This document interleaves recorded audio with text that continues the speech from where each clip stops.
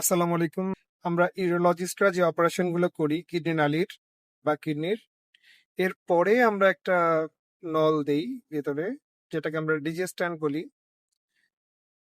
এটা আমরা দেই যেন অপারেশনের পরে মূত্রনালী চেপে না যায় বা বন্ধ হয়ে না যায় এবং ঠিকঠাক মতো শুকায়।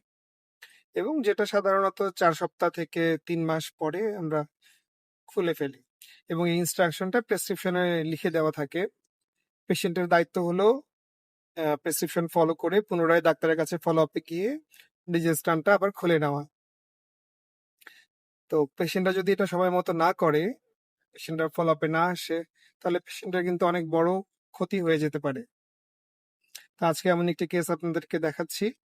আমাদের পেশেন্টের অপারেশন হয়েছে 2016 কিংবা 17 সালে। তারপর তিনি আর ফলো আপে আসেননি ডিজেস্টানটা খুলে নেওয়ার জন্য। পরবর্তীতে আবার যখন তার কোমরে ব্যথা হয় এবং প্রস্রাবের সমস্যা হয়, আমরা পরীক্ষা নিরীক্ষা করে দেখি যে তার ডিজেস্ট্যান্টটা ভিতরে রয়ে গিয়েছে এবং সেখানে আহ, পাথর জমে গিয়েছে। আপনাদের এই যে ছবিটা দেখাচ্ছি, দেখুন কি পরিমাণ পাথর হয়েছে, কিডনি নালী এবং মূত্রথলিতে পাথর হয়ে গিয়েছে। তো এটাকে আমাদের অনেক বড় একটি অপারেশন করে আজকে দেখেন আমরা পাথরগুলোকে বের করেছি। পেশেন্টের জন্য অনেক কষ্টের ব্যাপার এটা।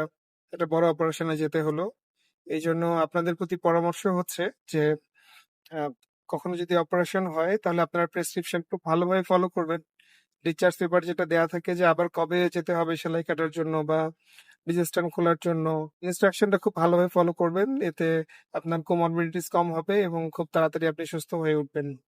তো এই জন্য আজকে ভাবলাম যে আপনাদের এই সচেতনতামূলক পোস্টটি শেয়ার করি। তো সবাই ভালো থাকুন, আমাদের সাথেই থাকুন। ধন্যবাদ।